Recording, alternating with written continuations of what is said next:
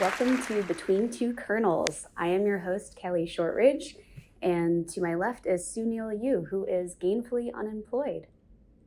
Welcome. Thanks. It's my pleasure to be here. Yes, so I think the most interesting thing for our viewers is you have been playing around with something called the DIE model, and it is supposed to replace the CIA model. Does this mean you want the CIA to die? Well, that would be something that I think my family would have issues with that, because then they may come after me. But no, it's a different type of CIA. So confidentiality, integrity, and availability. I want that to die, because instead I want something else that helps us not have to worry about security at all. And so, no, I don't want the CIA to die. Well, if we see like helicopters and Then SEAL Team 6 coming through, then we need to plan an escape. But and I think that's where the story of being able to outrun a bear definitely comes into play here. But I think the CIA is faster than that. So yeah, can bears climb to the 34th floor? I don't know. But so you do want cattle to die. So tell me about this whole notion of pets and cattle. well, when we think about our space in cybersecurity, we have I think the issue is that we have way too many pets and not enough veterinarians. In fact, actually, even the pets, it's like we have a cat colony and they've become feral, and it just creates a burden for us. And so, what we want are fewer pets that you have to take care of and love and feed, and instead just have cattle where you just don't care anymore. You just, when it gets sick, you shoot it and you move on. So I like that analogy because I'm very familiar with the agony that comes with trying to wrap a cat in a towel and then brush its teeth. And I feel like that's a really good analogy for a lot of security work. You're trying to like brush a cat's teeth, which kind of obviously like you don't want to have to do that. So a cattle seems a lot easier, right? I'm a dog person. Oh, okay. Well, I won't hold it against you. Should we stop or should we keep going? That's okay. Okay, whatever. It's fine. So the cyber defense matrix, if the viewers aren't familiar, it's a great metrics kind of outlining like how you should think about different security solutions that you're deploying in your environment. The problem I have with it, though, is there's no category for useless, and I think a lot of security products are useless. So how are you going to address this deficiency? Well, it actually wasn't a deficiency. The category for useless, there were just so many things in it. At the end of the day, I put it next to pew maps. Pew maps, yes. Have you seen any this conference? Do you think there will be any? There's a conference going on this week. Yeah, I think so. I forget what it is. I just have all these meetings all this week. So yeah, no, same. Yeah, I think it's related to some company that got backdoored. So maybe it's like an anti-backdoor conference. I'm not sure. Kind of cool. Anyways, so where does threat intel on the blockchain fit in, or dark blockchain? I've heard that's a thing. Yeah, I had to go into a really deep, dark place to figure that one out. But I think it goes next to AI-enabled quantum trust. Sounds like a web of lies to me. Yeah, I think that's one way to characterize it. I think in the context of where we find most of this, it's usually in Russia. Oh, no, actually, Ukraine. I'm sorry. Ukraine. Okay. Yes. Definitely don't confuse the two. So if you had to choose your favorite category of security solution based on your cyber defense metrics, which would it be and why? Well, it will definitely be in the category of application respond, because there are no vendors there and it's so quiet and peaceful. I'm just going to throw out there, we do some of the respond, but anyway, this is not supposed to be an endorsement. Why do you think there isn't anyone there?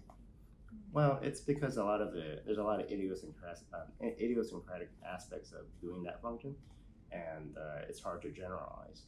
But ultimately, when we look at the solutions out there, you gotta be able to have market penetration. You gotta have people who can scale this out, and unfortunately, that's just something that's hard to scale.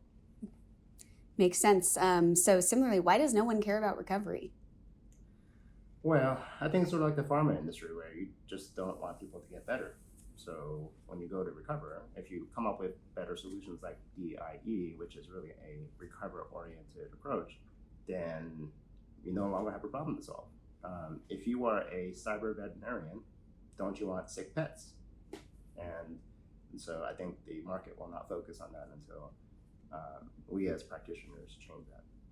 Interesting. So you're saying if there was a conference where it seemed like a dog and pony show and most of the vendors were talking about how you're really, really sick, and then you propose something like dye that basically was like, what if you could re-architect yourself so that you wouldn't get sick kind of by design? Do you think the vendors would be mad? I think so it would turn the tables on the vendors, because right now for practitioners like myself, I'm on the endpoint of the distributed tier network, Mm-hmm. and it's very traumatic. In fact, I have this post-traumatic vendor syndrome oftentimes. And so I think when we can turn the tables on the vendors and have them understand that, hey, we can actually build systems that, we can have systems that will be healthy and will remain healthy, I think they will have post-traumatic syndrome of their own sort after that. So what you're saying is that we need some sort of mechanism to automatically generate Kleenex on the dark blockchain to eliminate the distributed tier network. Yes. Oh, that would be excellent. I think that would be a solution that we could all embrace. Could be even in buzzword bingo land, like proactive response. Bingo. Yeah, there you go. That's perfect. So what do you think about false advertising that may or may not happen at some conferences with vendor halls? For example, things like automation. What does that mean to you? Well, I know what it means to me. I'm not sure if they know what it means. So, but false advertising, shocker, marketing people, false advertising. Well, I think that when you have people who are gullible, and the interesting thing is in security, we are the most paranoid people. And so false advertising doesn't seem to be really wouldn't be very effective against people who are supposed to be paranoid. So I think it's actually a very good filtering mechanism. If you fall for the false advertising, you're probably not a very good security professional because you're not paranoid enough. I can agree with that. The whole point of security, you're supposed to challenge assumptions. And if you aren't able to even challenge the assumptions of vendors who very obviously don't even understand what their own product is doing, what are you even doing, right? It's a good question. Maybe you're not good enough to be a vet. That's not Damn. Hot takes from Sounil Yu right here. So one way I think you can think of the vendor hall is almost like a grocery store. And it feels like some vendor halls, all you have is like a bunch of horrible junk foods that's just going to like rot your teeth. What do you think about that? Oh yeah, popcorn. Whoops. Well, it's sort of like that pharma example I gave earlier where many of the products that we see are not necessarily going to get you better, but just treat the symptoms and never address the root cause. And so that sort of mentality doesn't ever help us get past where we are today. And it's also unfortunate that when you go to the grocery store, you have the candy and the worst possible products available for it's as you check out, right? And so that's another thing that takes advantage of our weaknesses, if you will. So what we need is a grocery store where it's like the toothpaste and the flosser at the checkout, not the candy. Good hygiene, right? Yeah. And that would be an excellent sort of model for a cyber grocery store. Can you make a note? We need to change our messaging to be like toothpaste oriented, like minty fresh. We'll work on that. Yep.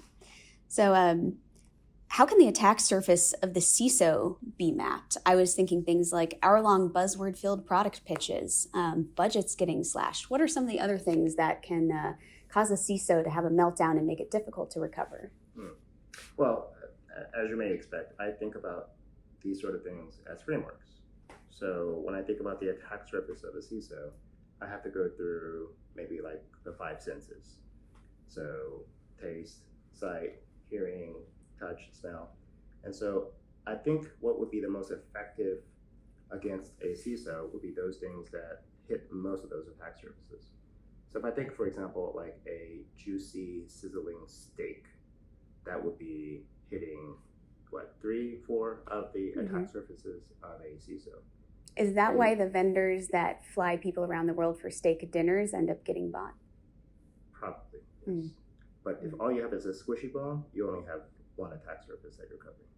So Okay. So what you're saying is that we need to somehow in vendor booths incorporate all of the senses. Like I'm trying to think of, so basically having both a steak to eat and maybe like some sort of olfactory thing wafting through. Sounds like a next generation tool to me. I'm thinking maybe a steak that you can hug. Oh, that's nice. Kind of like cattle. Kind of like cattle. Well, our penguin's the mascot, so, just sizzle it up, right? That's horrible. That's really horrible. So then on a scale of 1 to dark trace, how bad is it when security vendors conflate automation with AI? Yeah, that's a problem too. I think, first, I think on that scale, there's a lot of 11s there. And when it comes to conflating AI with automation, we oftentimes don't realize that they're two separate things. And the best way to characterize it is AI is how you think, and automation is what you do. And imagine if you were to ask, if I asked you what age would you put to our current generation AI, what would that be? How old would you say current generation AI is? Somewhere between terrible twos and horribly bratty preteen. Okay. And then the next question is, what weapon would you give it? A pencil, a scissors, a knife, a pistol, or an automatic weapon? Are they named John Wick? Because a pencil, I don't know. Yeah, I should have added a library book to that too. Yeah. I would be pretty worried about giving any child a weapon in general. Maybe let's go with something like bubble wrap, like a fist made of bubble wrap. Yeah, so when we look at automation and AI, the AI is how it makes sense of things, and then automation is the bubble wrap. So if you're comfortable with a 3-year-old and bubble wrap, then that's great. But we have a lot of people who will give a 3-year-old an automatic weapon, and that's not so great. That's not very desirable. One quibble I have, though, is he said that AI is what we think, and then automation is what we do. Do you think a lot of these AI and automation vendors actually think or do things? I think that they claim to do so, but I don't think they know what they think or do anything that they claim to do. So neither is the answer. Is the solution to this, as you said, like giving a 3-year-old bubble wrap preferably, do they just all need a nap? Is that really the problem in the space? Like everybody's just really tired and cranky? Or spanking at least, but then again, I think we're past that nowadays. So next year at this, I guess, anti-backdoor conference, we're going to see some anti-spanking technology. Now that AI has run havoc on your systems, you need the anti-AI, right? Yeah, I guess that causes another war of escalation of anti, so we'll have to figure out a way to resolve that. Anti-next gen, or anti-next gen, anti-AI, machine learning? That could be a new company. Yeah. Just anti. It's just stops all threats using the power of AI'd automation. Do you want to make $1 billion? I'm pretty sure we could raise money for that, like tomorrow. Today, even. Take my money, please. Perfect.